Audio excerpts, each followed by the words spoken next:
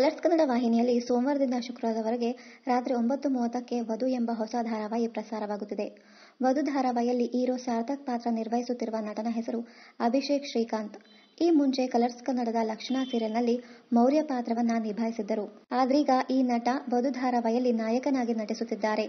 ಸದ್ಯ ಸೀರಿಯಲ್ನ ಕುರಿತಾಗಿ ಸಂದರ್ಶನವೊಂದರಲ್ಲಿ ಹಲವು ವಿಚಾರಗಳನ್ನ ಹಂಚಿಕೊಂಡಿದ್ದಾರೆ. ಈ ಧಾರಾವಾಹಿಯಲ್ಲಿ ಹೊಸ ರೋಲ್ ಮೂಲಕ ಬಂದಿದ್ದೇನೆ.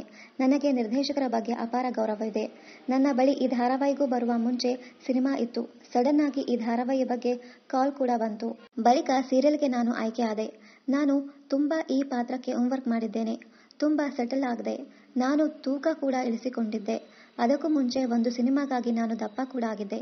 ಆದರೆ ಈ ಧಾರಾವಾಹಿಯಲ್ಲಿ ಅದೇ ತೂಕ ಇದ್ದು ಬ್ಲೇಸರ್ ಹಾಕುವಾಗ ತುಂಬಾ ಚೆನ್ನಾಗಿ ಕಾಣಿಸುತ್ತಿರಲಿಲ್ಲ. ಹೀಗಾಗಿ ತೂಕ ಇಳಿಸಿಕೊಂಡೆ. 1 ತಿಂಗಳ ಸಮಯ ನನ್ನ ಬಳಿ ಇತ್ತು. 6 ಕೆಜಿ ತೂಕ ಇಳಿಸಿಕೊಂಡೆ ಎಂದು ಹೇಳಿಕೊಂಡಿದ್ದಾರೆ. ತುಂಬಾ ಪ್ರಬುದ್ಧತೆಯ ಪಾತ್ರ ಇದು. ವೀಕ್ಷಕರು ತುಂಬಾ ಎಂಜಾಯ್ ಮಾಡುತ್ತಿದ್ದಾರೆ. ಹಲವು ಮುಖ್ಯ ಪಾತ್ರಗಳು ಧಾರಾವಾಹಿಯಲ್ಲಿದೆ. ಈ ಕತೆ ತುಂಬಾ ಚೆನ್ನಾಗಿದೆ. ತುಂಬಾ ಸುತ್ತಿ ಬಳಸಿ ಇರೋ ಕತೆ ಇಲ್ಲ. ನಮ್ಮ ಕತೆನೇ ಹೀರೋ ಆಗಿದೆ. ಪ್ರತಿಯೊಬ್ಬರ ಪಾತ್ರಕ್ಕೂ ತೂಕ ಇದೆ.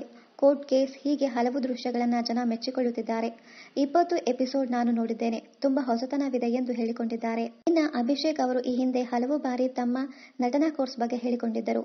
ಅಭಿಷೇಕ್ ಶ್ರೀಕಾಂತ್ ಬಣ್ಣದ ಲೋಕಕ್ಕೆ ಕಾಲಿಡಬೇಕು ಎಂದುಕೊಂಡಾಗ ಮೊದಲು ತರಬೇತಿ ಪಡೆಯುವ ನಿರ್ಧಾರ ಮಾಡಿದರು.